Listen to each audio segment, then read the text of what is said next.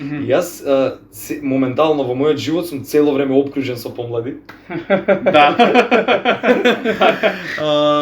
Кои што цело време ми даваат некој reassurance каде се наоѓа светот. Мислам да јас сум уште во 20-ти, ама знам дека, не знам, туку барем според мене сметам дека светот е некако базиран во тие луѓе кои што се 20 30, као тука, 20-30, тие го водат светот генерално, иако председател сме од 40 нагоре да стане. Младината е таа што одредува на каде се, така најмлад дух, највеќе енергија и таа го дава насоката на светот, тие што го движат. Така што убаво е не да станувам сега ја да фатам да ги копирам и нивните потези, нивните понашања, само што гледам како преку младите, гледам каде отприлика се наоѓа светот. Так. И тоа е тоа што сум го научил, да им давам цело време шанса на младите да научам нешто од нив и многу има да се научи.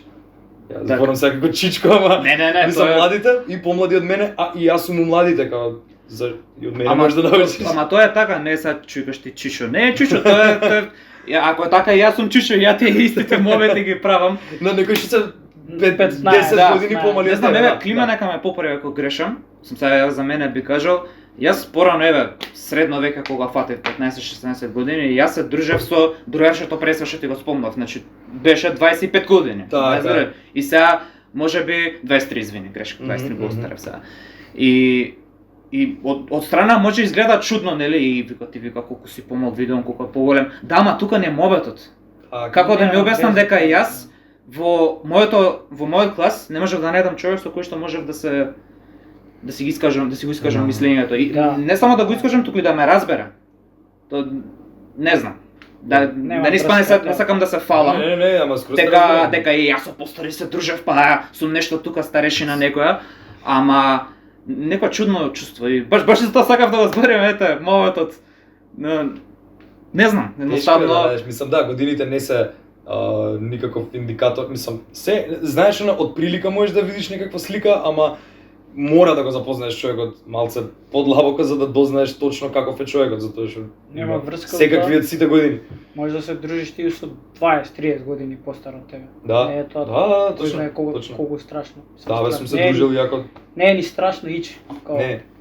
Зашто баш ќе научиш друга фаза на животот каква е, што не е лошо, мислам ти ќе живееш.